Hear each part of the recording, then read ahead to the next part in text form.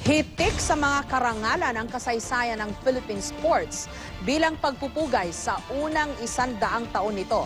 Inalala sa pamagitan ng isang exhibit ang mga kontribusyon ng mga natatanging atleta ng ating bansa. Silipin natin yan sa report ni Chino Trinidad live mula sa Pasay City. Chino?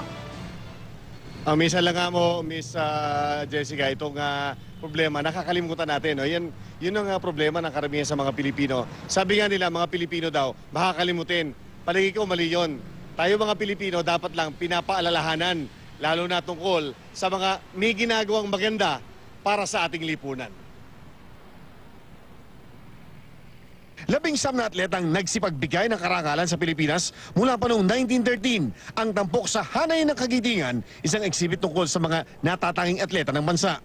Mula sa ating unang boxing world champion na si Francisco Gilledo alias Pancho Villa hanggang sa ating kasalukuyang ipinagmamalaking 8th Division world champion na si Manny Pacquiao, ang mga nakamit ng ating mga bayani ay maaaring mabalikan ng mga nakaraang henerasyon at makilala naman ng kasalukuyan at mga susunod na henerasyon. Nasa display ang mga patunay ng kahusayan ng mga Pilipino sa iba't ibang larangan ng sports. Nandito ang unang Olympic medal na ipinanalo ni Teofilo Ildefonso sa 1928 Amsterdam Olympics. Ang Olympic silver medal ni Anthony Villanueva na punong-puno ng pighati. Kung meron namang mga nais sariwain ang nakamit ng ating mga bayaning atleta sa nakalipas na 100 taon, ay meron ding timeline ng Philippine sports. Ang paalala na minsan tayo naging puwersa sa track and field ay makikita sa mga gamit at medalya ni na Asia's Sprint Queen na si Lydia De Vega at ang Iron Lady ng Philippine Sports na si Elma Muros Posadas. Ang bronze medal natin sa 1954 World Basketball Championships na patunay na minsan tayo naging basketball world power ay makikita rin sa Virtual Museum na magtatagal hanggang sa Hunyo 15. Bilang pagpupugay sa Asia's all-time best player ay ginawa ng sculpted image si Carlos The Great Difference Loizaga ni Bon Mujeres at sinamahan pa ng painting ni Jun Aquino. Ang portrait naman ng 90 na icons ng Philippine sports ay ipininta ng muralist na si Alfred Galvez.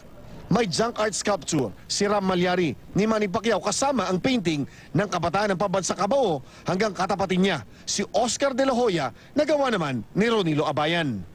At bilang simbolo ng kagitingan ng ating mga atleta ay lumikha ng pagpupunyagi si Ginoong Joe Datuin. Kanina tanghali ay naging panauhin ng isa naman sa mga tila ba ay nakakalimutan ng mga sports heroes natin. Ang 1988 Seoul Olympics bronze medalist na si Leopoldo Serantes na ngayon ay payat na dahil sa sakit sa baga. Salat sa panustos na pang-araw-araw na gastusin. Nakarating ang storya ng standout amateur boxer sa sports patron na si Joseldo C.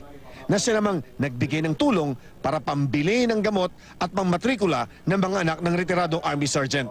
Bago ako mawala, gusto ko na malala ng mga tao na kahit ganito ako,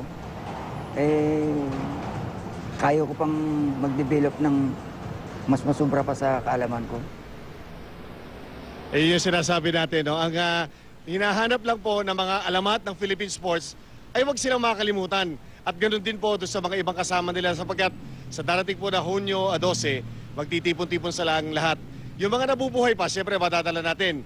Yung doon sa mga 19 na sumakabilang buhay na o nagpunta na sa tinatawag na mas malaki playground ng ating Panginoon, sila po naman ay kakatawanin ng kanilang mga naiwan o yung kanilang mga pamilya. Ma'am Jess, yan yung storya ng pagpupugay pamula dito sa Resorts World. Okay, pero Chino, kung umawalang galang na, no, okay ang mga may exhibit tayo na pinapaalalahanan tayo tungkol sa ating sports legends. Pero yung bang mga nagbigay din ng talagang hindi matatawaran na kontribusyon sa karangalan ng ating bansa, wala bang pension plan man lang na inialok sa kanila through the years? Meron actually, ma'am, yan. At saka yan ay depende kung ano ang finish mo, anong nadala mo. Kung ikaw ay, kasi wala pa tayong gold medalist sa Olympics. Hanggang ngayon ang hinahabol natin. Pero meron ikukwento ko sa inyo next week, meron pa akong isang ibibigay sa inyo na isang napakaganda storya. Ito mga ito ay binibigyan. Si Leopoldo Serantes, yung ating na-feature kanina, yung ating nakasama, dahil siya Olympic bronze medalist, pero po siyang tinatanggap na 6,000 pesos pamula sa gobyerno. Ito ang pension ng Philippine Sports Commission. So yun, ang nabibigay. Yung nasirang si Anthony Villanueva, dahil silver medalist siya, he was receiving something like 7,000 a month pawala doon sa Philippine Sports Commission pension. Meron naman po, pero alam nyo sa panahon ngayon, wala na yung halaga nun eh. Parang katiting na lang, hindi na nila napapakinabangan. Kulang na nga lang pambili pa ng gamot. Okay, dagdagan sana, no? Kasi nakakalungkot talaga makita yung, lalo na yung mga boksingero natin, parang pare-pareho istorya nila, no? Bukod kay Manny Pacquiao, lahat yung mga boksingero natin na talaga namang ipinagpunyagi nung nakaraan. Parang usual na nangyayari sa kanila na nagkakasakit, naubusan ng pera, naghihirap na. Yun ang tragic nga dyan na Ma'am Jess, sapagkat nakikita natin na ito mga ito, tama yung sabi mo, magpupunyagi ang mga yan, isasakalan yung kanilang mga sarili, yung mga buhay nila sa napakabigat na mga bakbakan, and yet pagkatapos yung kanilang mga karir, ano nangyayari sa kanila? Wala, nababangon sila sa limot. Pero paalala rin yan sa mga atleta natin na ang kanila pong mga karir is a fleeting moment. So kailangan habang nandun sila, kailangan nakakapag-invest sila sa future. Hindi na tayo lalayo. Ang ating kaibigan na si Pambansang Kabang si Manny Pacquiao, ngayon enjoy na enjoy. Pero sa dami na nakapaligid sa kanya, hindi niya na malaman kung sino nag-iipon at sino yung mga nagnanakaw sa kanya.